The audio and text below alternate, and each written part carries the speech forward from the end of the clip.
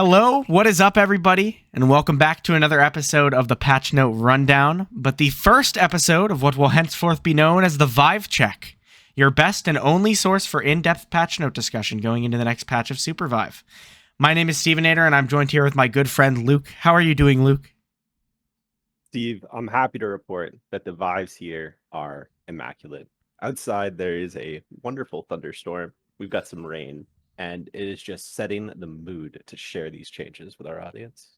The vibes have never been super, one may say. But if Luke disconnects randomly for like 20 seconds to a minute at a time during the video, now you know why. We are recording under less than ideal circumstances, but we wanted to make sure that we got this out as soon as possible so that anybody who actually uses this as their source for patch note updates can actually enjoy it. We have a moral obligation to do so and serve the community, don't we, Luke? We will record through the IRL storm shift. IRL storm shift.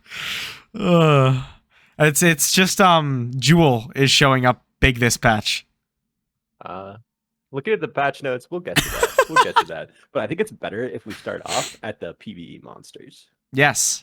I feel like most people would not typically think that PVE changes are what would excite us, but we're actually pretty excited to talk about it. Yeah, I'll be honest, this really threw me off. There was like a little stress test on Friday, and these changes like threw me off when I loaded in. Well, I'm really happy to tell everyone else about them, so they're not as thrown off, hopefully. Yeah, there was like a blue circle under some of the mobs. There was a valve on the back of some of their character models. Do you want to kind of go into what the changes are about? Yeah, I'll go in depth here. We got some new behaviors. You know, these monsters, they're going to behave a little bit differently. They have different attacks. They have different movement. So everything you know has changed. You're going to have to learn that. It's something that I can't really display for you until you get into game, but just be aware that it's going to be different. Mm-hmm. The big change, and it's super important, is when the monsters glow blue, you have to hit them with an ability. So save an ability for right when they're about to glow blue and hit them with something like a boop, stun, root, knock, bounce, etc. It'll actually do a massive amount of damage to the monster and stagger them and give you the opportunity to just lay into it. Yeah. And it's by far the quickest way to kill mobs, is taking advantage of that stagger. Oh yeah, it's super important. You have to save an ability for that, and it's really good if it has some sort of knockback or CC effect too. The changes that they're making, giving like easier ways to kill monsters faster, kind of reminds me of like jungle clear efficiency from League, right? Where there's actually some amount of skill and knowledge involved with how fast you're able to optimally destroy the creeps. So I think adding new behavior and adding different ways to kill them and take advantage of weaknesses and stuff like that adds a little bit more depth, and it also adds kind of a element of PvE skill, which I think is something that I wasn't as passionate about before, but it's just a part of the game that, like, why not add a little bit more depth in there, you know? And you say PvE skill, but there are elements of this that actually make it PvP skill. Specifically, There's this thing called soul essence that we're not sure if that's the final name, obviously, with Loki's SUPERVIVE's tendency to change names on us. But when it's dropped, what it'll do is it'll fully refill your health and mana along with allies within 10 meters. So it changes the outcomes of fights. Those early fights where you're fighting over mobs, if you can kill a pack leader that drops that, like it's a big deal to pick it up, because that'll just immediately change the nature of the fight. Yeah, and I mean, I wish I knew. I assume these don't drop from Creep Cloner, right? Because then Creep Cloner could be like a full heal and mana refresh if you could get that to work. I think it's only the pack leaders. I don't know if you can clone pack leaders. Can you? Right. Presumably not. I don't think so. Which means that probably doesn't work. You could drop a full heal. Yeah. Something to test. But if you're fighting around a camp and you can kind of prep one in the back, almost like a health pack, and then go grab it like you're playing ARAM in League when your team needs a refresher on health and mana, like that could definitely turn a fight for sure. Yeah, I think it'll add some interesting depth on how to use those pack leaders to not just be things you farm, but things you fight around. Mm-hmm. Yeah. Something to keep in mind. For sure. The other piece of that is those tiny trash mobs, they now explode on death, blasting and burning targets. That could be impactful in early fights, and it could be impactful of how you clear camp. So there's a lot of PvE changes that have happened here, and they're going to impact the way you navigate the map early in a meaningful and big way. And they can impact mid-fight in PvP, which is really cool. Yeah, Right? If you're able to make use of maybe the opposing team is standing next to one of the quote-unquote trash monsters, and you LMB the trash monster, and it blasts and burns all the targets, including the enemy team, right? Yeah, it's almost like those barrels you can find around the map. Mm-hmm. Yeah, definitely. I think this is going to change how you approach your early clear. Even if it's just how you actually clear the mobs, and you can really speed it up and make it more efficient. So it's something to keep in mind. For sure. All right, Luke, you want to take us into our next area? Yeah. As you can tell, you can hear me now because my microphone is on open mic. I don't actually have a push to talk. Mm-hmm. And now in Loki, same thing happens to you when you load into a lobby. So just maybe turn that off when you get to the lobby if you don't want your teammates to hear you, or change your push to talk key.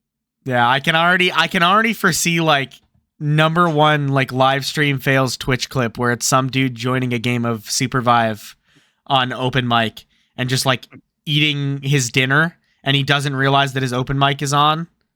Mm-hmm. Or, worse, having an important conversation or something like that. So be very careful about default open mic. Be careful to either change that in your settings or just be conscious of it, especially if you're queuing with people who are, not part of your usual group. Yeah. There's also a lot of UX UI changes that we obviously can't see till we get into the game. So yeah, but they are beautiful. Yeah. And we saw a few of them in the stress test, and the game is definitely moving towards that polished look. Which is right on time for the NDA lift, right? Yeah. We've got some automatic shard upgrading. By default, a feature that is turned on, which means that when it's on, it will automatically use your power shards on the highest level piece of equipment, so you don't overthink it or get killed while you're carrying like 6 shards and you just forgot to use them because you didn't notice them in the HUD or you got preoccupied with something else. Puif says turning this on by default was a significant buff to his own gameplay, which is very funny and a little self-deprecating. Let's talk about this, because I actually think this is something I'm going to immediately turn off. Oh yeah, for sure. I myself as well. I think a lot of experienced players are immediately going to turn this off, but it's intended for newer players, right? Yeah. I would assume. My usual philosophy is like if a feature does no harm if you can just turn it off. Right? Yeah. So I can just turn it off, like when they gave Glider its own button. I was like, well, this is a great feature for me because I can just choose to turn it on, and none of the players who prefer to glide the other way will be impacted at all. And I think that this change is very much the same. Yeah, it's a true statement. We'll have to see whether or not new players find it more intuitive to have this system, or whether or not they just end up not knowing what power shards do at all because of it, right? Because I could also see that as a backfire. Yeah. It's like I didn't even know power shards were a thing because it's been auto upgrading for me the entire time. All right, beginner storm shift.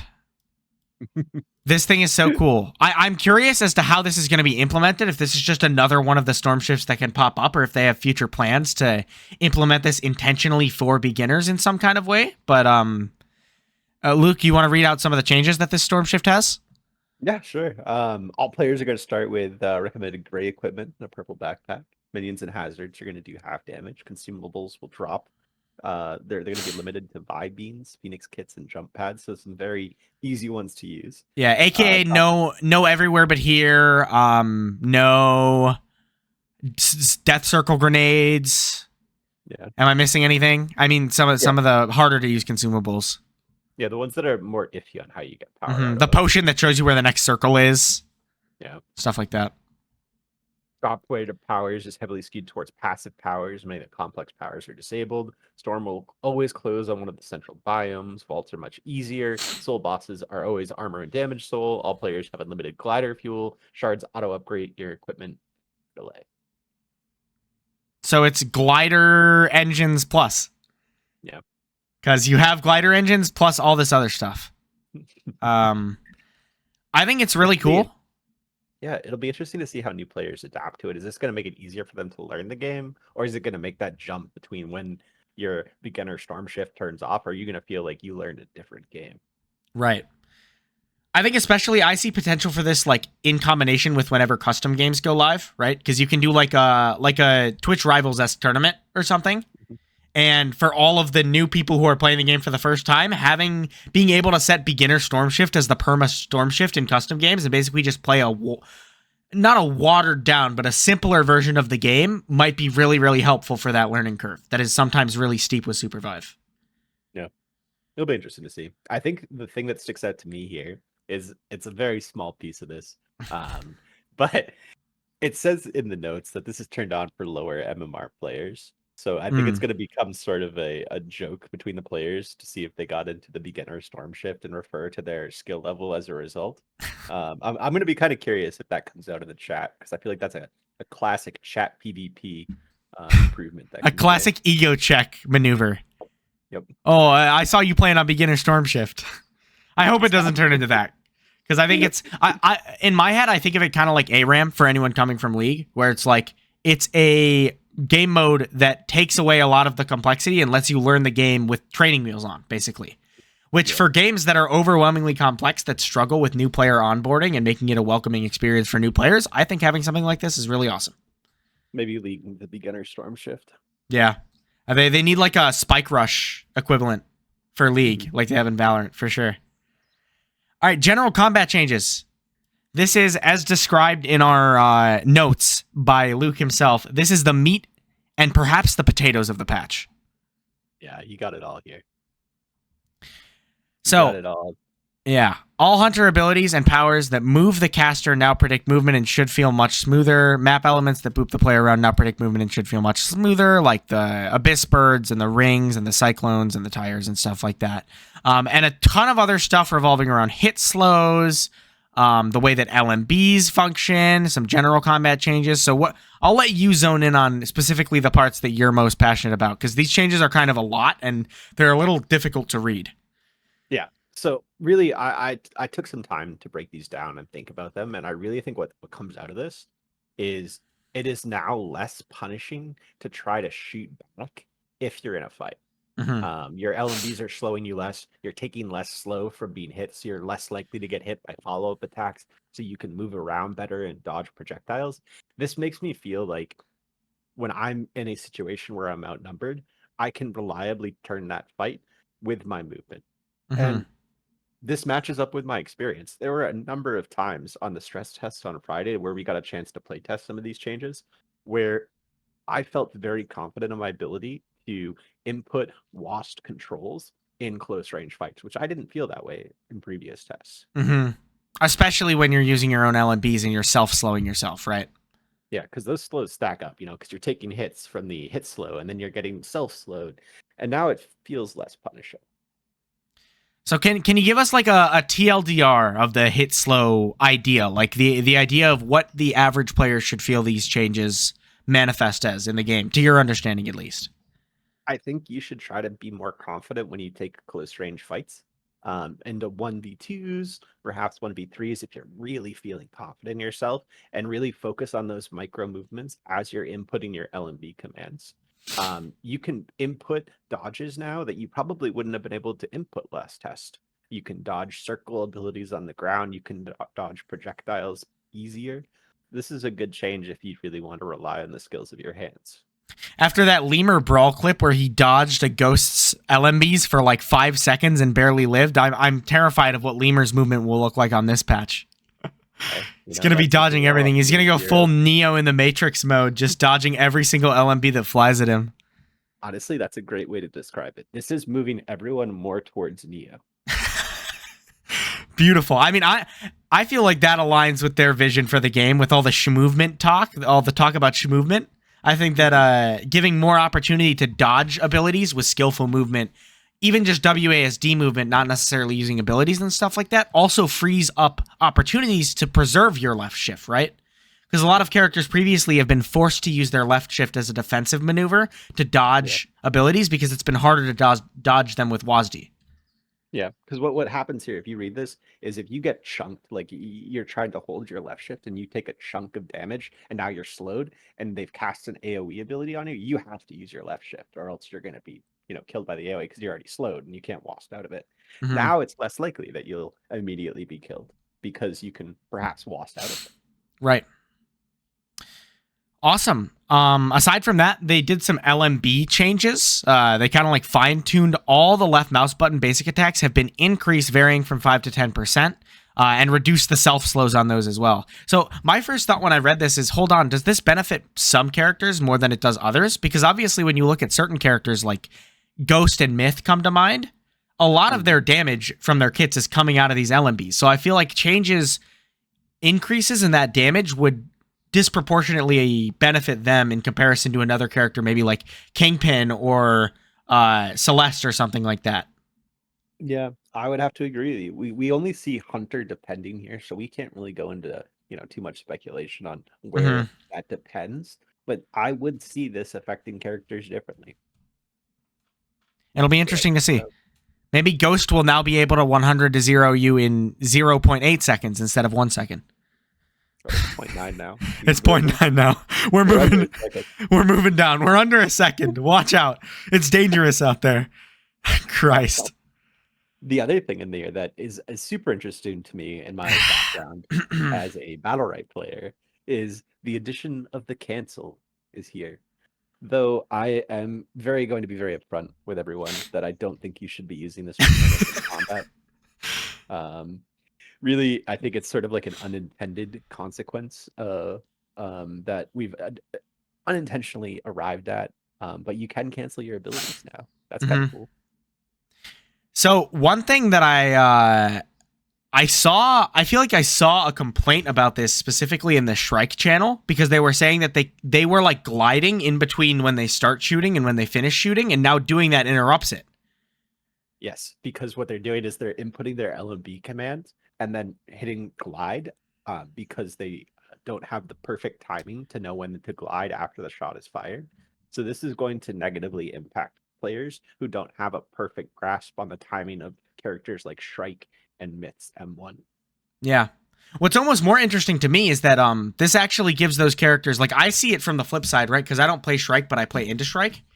So the way that I think of it is like, oh, well, now Shrike can cancel her LMB with her glider if she needs to, which means that what I was doing before is that I would try to time my Jewel E or my Kingpin hook with when Shrike starts to channel an LMB, because it locks her in place and slows her down and does that self-slow that we were talking about. But now, both of these changes, compounding, is going to make it, I think, a lot harder to time stuff like that, because you can both cancel it and the self-slow that is being applied is a little bit less. Yeah, it'll be interesting to see how it all comes together. The downside of this cancel mechanic is that to input it, you have to press your glider, which makes you spikeable. So if a character like Ghost is near you, a character like Felix is near you, it's going to immediately stun you, and you're not going to get any value out of your cancel. Yeah, and if you're over the abyss, I mean, it just becomes that much worse. I've been streaming the past few days, and I've been saying that I need to put an emote on my Twitch that's just a glider with like the no symbol over it. Because the amount of times that I look at gameplay of other people and of myself, and I'm just like, you should not be hitting glider there. You should not be hitting glider there. Yeah, and now this is encouraging people to do it more, to cancel their abilities. Yeah, it's going to be the ward. The difference between like good players and bad players in like League is how they ward, and here it's going to be how you glide. Yeah, for real. Absolutely. All right, well, we've put it off long enough. All these other changes are fun, but at the end of the day, I'm sure what most people are here to hear about is what we think of the Hunter changes. The Hunters that we are oh so attached to, receiving balance changes, some buffs, some nerfs, some rebalances, some nothing, which is shocking. So to get into it, starting off with Bishop. I gave Bishop a try during the stress test before we knew what these changes were, and I was like, wow, Bishop feels amazing in comparison to how she felt before. As it kind of says in these notes, Bishop has been one of the kits that has not changed for like forever. I almost feel like since I started playtesting, I've seen 1 or 2 maximum Bishop changes, and most of them were quality of life. Yep. The biggest part of this is that her RMB has been reworked into a new ability. So before, it was this little like rocket that you would throw out and it would instantly explode on impact, and it wasn't useful, and it was to the point where Bishop players were literally not even taking a point into it until they were forced to. Like they were triple leveling punch, double leveling left shift, and then finally taking a point in RMB because it wasn't very useful. This new RMB is really, really cool. It gives her more options in how she wants to approach a fight. It actually makes her a viable zone controller because she's able to put it down in choke points, kind of like Void is able to do with E. And you also have a lot of options on how to play around it because, and this is the key thing, I love that they're implementing more synergies and interactions within the characters' kits between their individual abilities. I come from League where that's a big thing, especially with a lot of the mages that I play. You're frequently comboing, Q into E or Q into W and using abilities together to do specific things. And the way that you are able to interact with this R&B with punches is really, really cool. Yeah, I would echo everything you said. I think it's hard to see how this is going to land just because it's so new and there's nothing really to compare it to balance-wise. But the fact that they're putting it in is exciting. Yeah. I want to see how players use it. I saw a clip from Major Pleasure that makes me think that maybe we're gonna see a poke bishop build where you put 3 points into R&B and all you ever do is drop your R&B and punch it at people for the 150% extra damage, and it's like a lot of AoE damage if you land it. I might have to try it out myself. I mean, the cooldown is 6 seconds, max rank, and that is further reduced when you probably go your tech sword. Right. This could reasonably work. I might have to give it a try. Try for some content. Go full poke bishop where all I do is punch my R&Bs at people. Completely backfire what they probably wanted to change. And then the last thing I wanted to mention for these bishop changes is that the punch was really overpowered before at level 3. There was almost no reason to ever put your 3 points into anything but punch. I would go so far as to say there was no reason to put your 3 points into anything but punch because the damage scaled on it, the cooldown scaled on it, a lot of other things scaled on it, but now they dialed back the scalings a little bit on that punch and made it so there are other options in terms of what you're supposed to put your 3rd point into, so it'll be interesting to see what bishop players will favor. Yeah, I think the thing that really sticks out to me with these changes and that I'd like to express to the audience is that Bishop's the real winner of the patch notes. I know we haven't gone through any of the other hero changes yet, but I'm going to tell you right up front.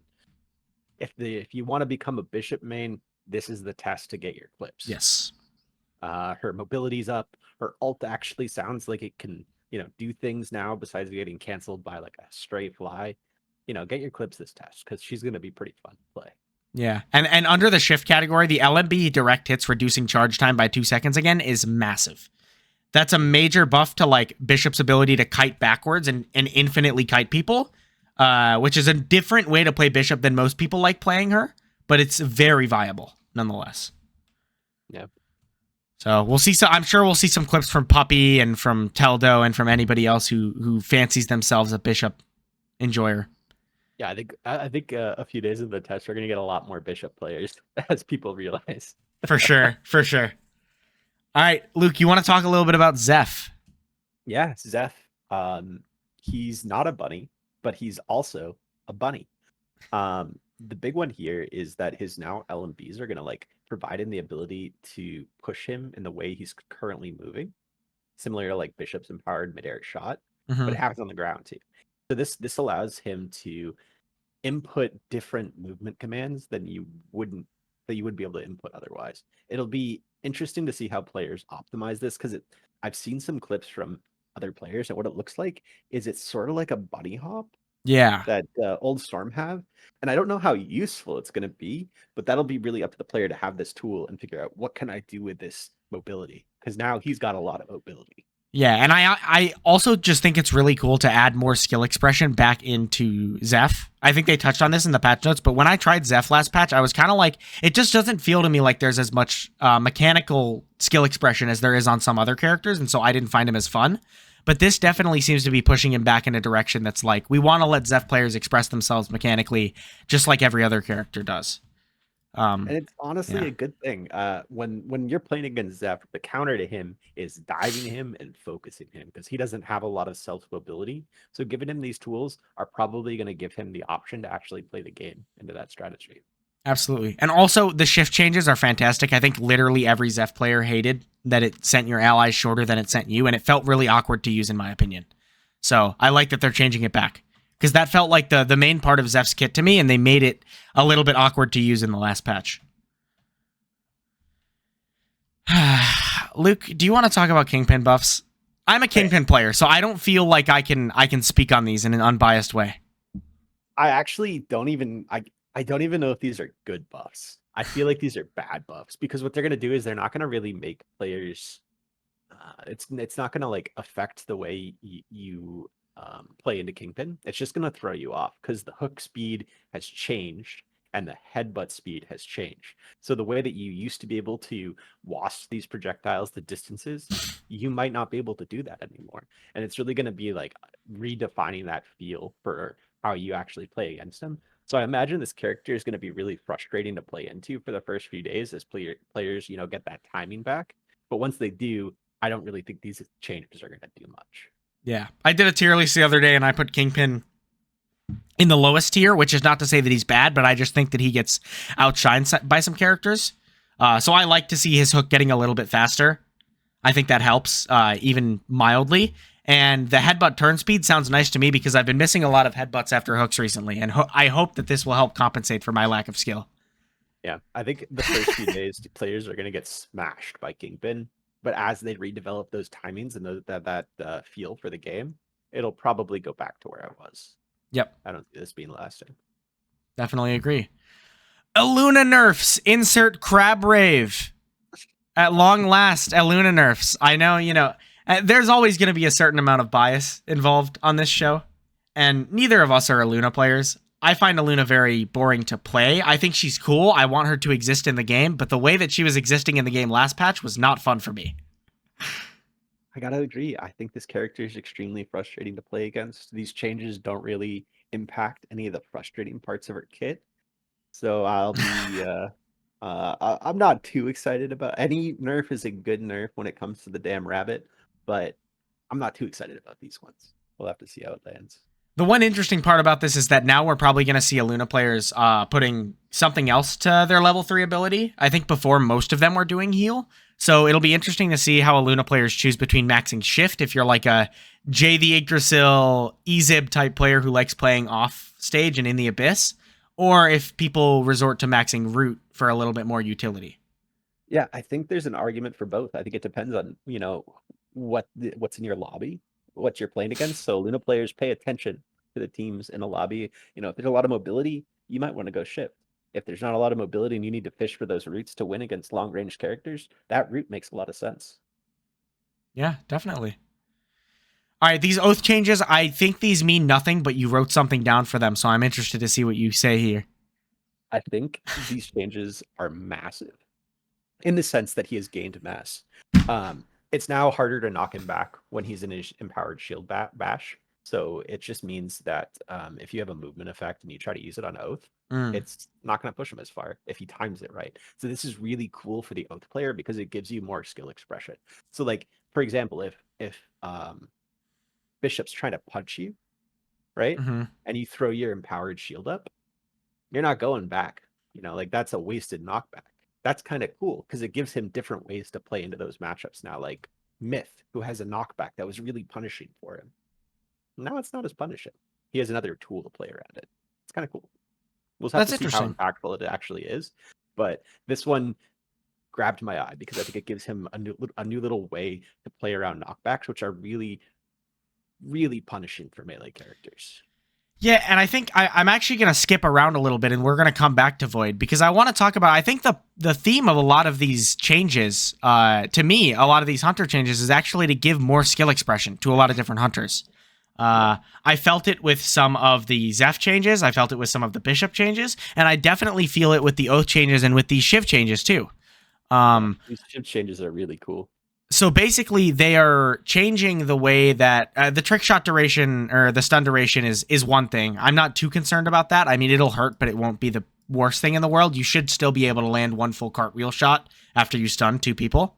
But the changes to our ultimate Death Blossom make it so it now only applies the execute damage and wither, which is the healing reduction in this game, near the edge of your circle.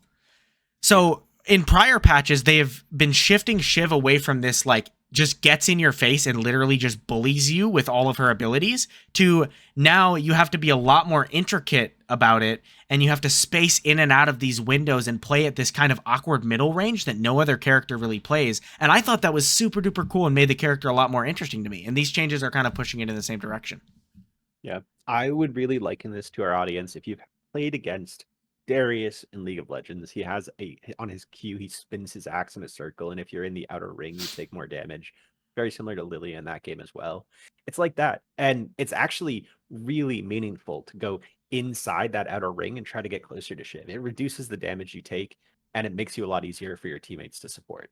So Yeah. it's a good change. I think the usual instinct would be to run away from her, right? But I'm interested to see if we see good players implementing the strategy of like, well, if I get close to Shiv, she just straight up deals less damage.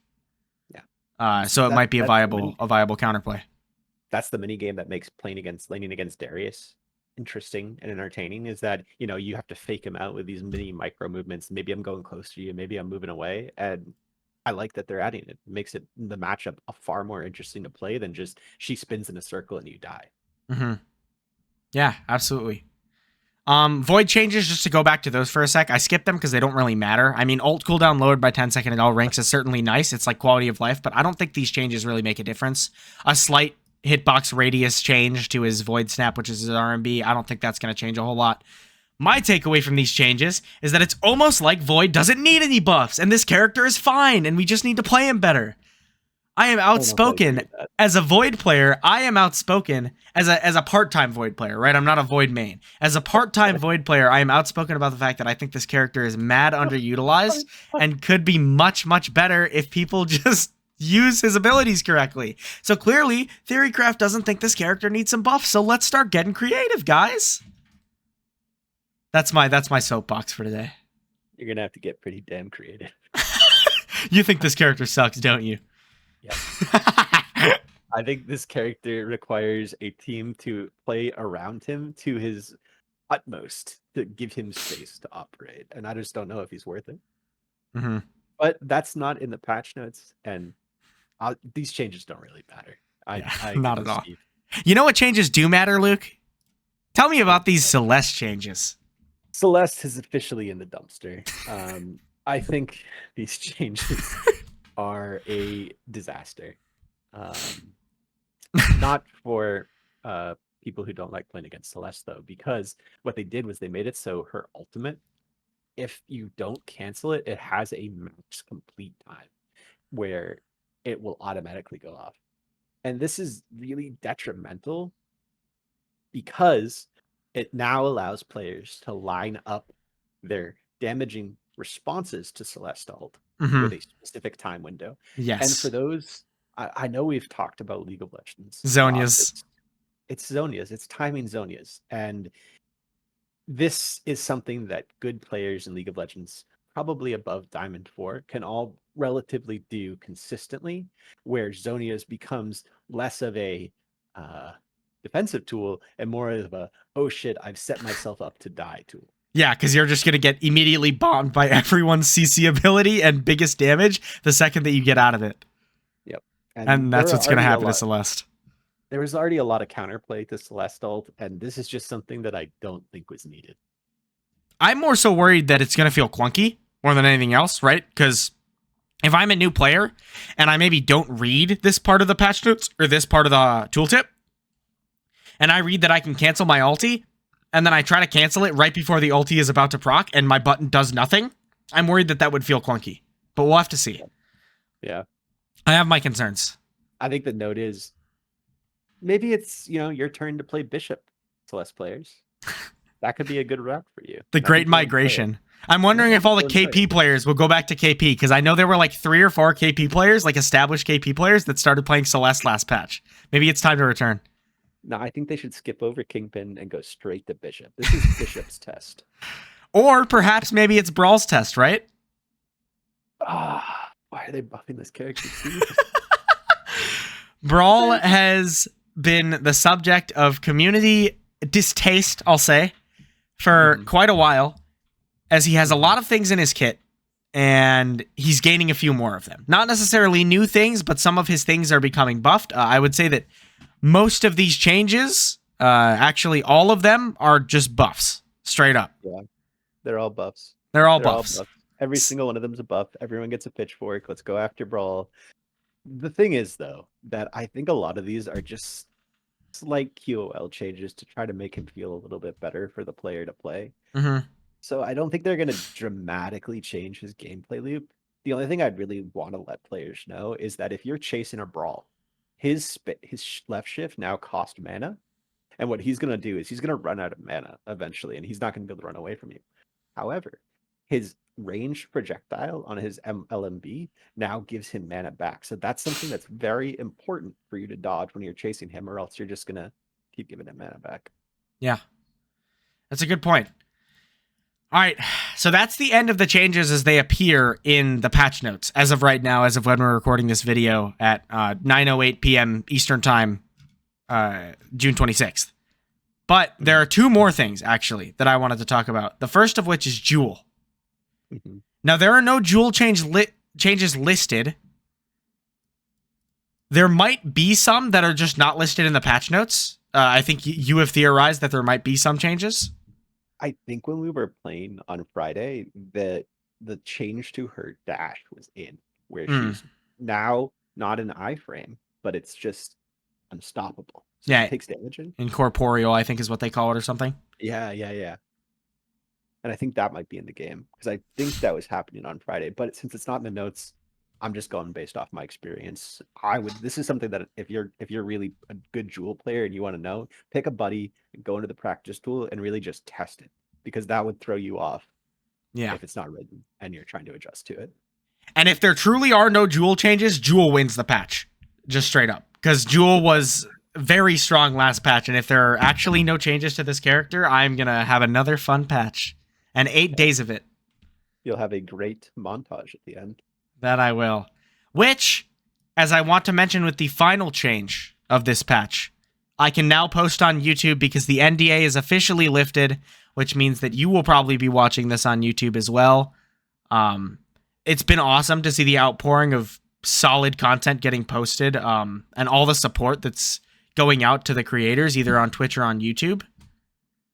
It's so nice that we can just finally talk about this game in a public forum. It's like a weight lifted off my shoulders. I no longer have to hold my breath every time I want to talk about this game. Consult your little book and see, is this breaking NDA? Is this breaking NDA? Yeah, running around the red tape, towing the line. But we no longer have to do that, which means that hopefully you have finished watching this episode of the Vive Check on YouTube, episode number 1. As far as we're concerned, under this new name, let us know what you think of the name. Let us know what you think of the format. If you think we talk too much, if you think we talk too little, if there's stuff that's part of the patch that we talked about that you disagree with us on, or that you have a separate take on, we'd love to hear from you in the comments below. And yeah, do you have any final comments, Luke, before we head out? Yeah, after you guys have a few days on the playtest, guys and gals, non-binary pals, tell us what you think of the changes. Did we nail it? Did we miss it? What didn't we notice? Steve and I, we're not omnipotent. We never get everything right, but we want to improve. Yeah, only most things. I'm kidding. We'll see you later, guys. Thanks for tuning in, and leave us a comment down below if you liked what you saw. Peace.